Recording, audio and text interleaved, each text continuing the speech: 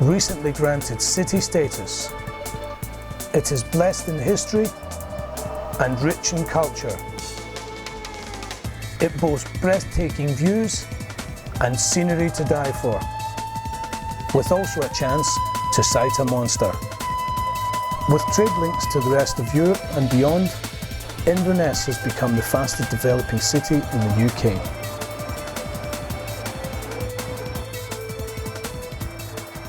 But no city is without a football team.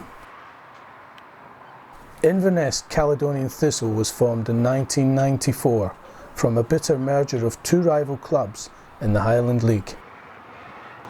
Caledonian on one side of the bridge and Thistle the other. Inverness Caledonian was formed in 1886 and Thistle in 1885. Both teams had passionate independent supporters that enjoyed success in the Highland League. Cali winning the title 17 times and Thistle 8. The clubs merged when an invitation to join the Scottish League was too good to refuse, but some found it hard to bear. But is it now just water under the bridge? We've just ridden the aggro on the merger and gradually won over the fans to bring them back under the new title of Inverness Caledonian Thistle. I think for a lot of people the merger has been a painful experience, because obviously both clubs I think were about 100 years old, and loss and change is always difficult to deal with. The club initially played at Telford Street, which was Cali Stadium, which is obviously predominantly painted blue, but they did paint the toilets red and black, which was, I think, if that is a true story, was a wee bit petty to say the least. There is no doubt there is supporters who will not step foot and come and see the clubs because they were so angered by the disbanding and joining the two clubs. We try to be fair to each camp, but some people still stay away, but we've replaced these with new fans who are committed to the new club.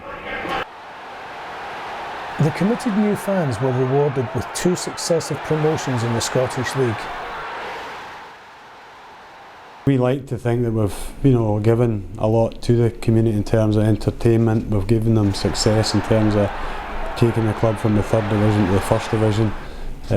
Obviously we've given them a lot of success in the cups, and I think the community appreciates the club. They get an entertaining sort of 90 minutes, generally speaking, out at our pitch, and it's been the case, I'd like to think, in the 7 years of my time at the club.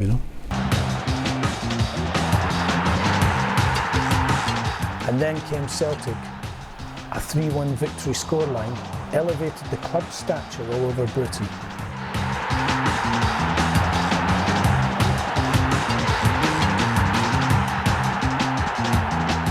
When we beat Celtic, I think the local provost had the Cali Thistle flag above the townhouse, which we were hitting the front page in just about every Scottish and UK paper.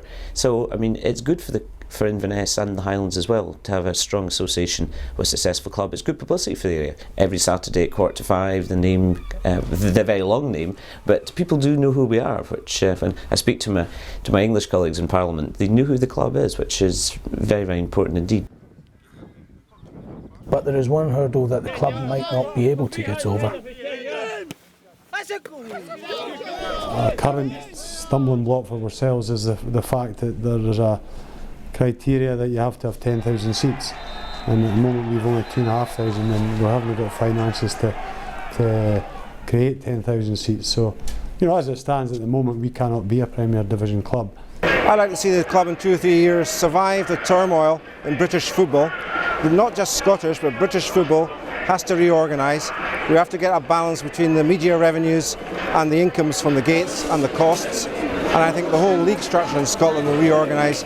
We hope to be there when the reorganisation happens and secure a place in the eventual top flight.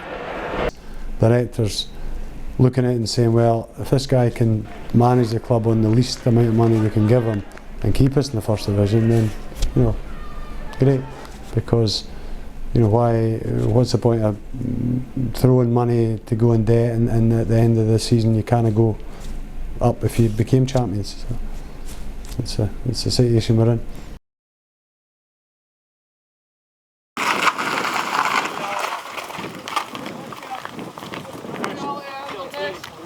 Inverness Caledonian! All for the club!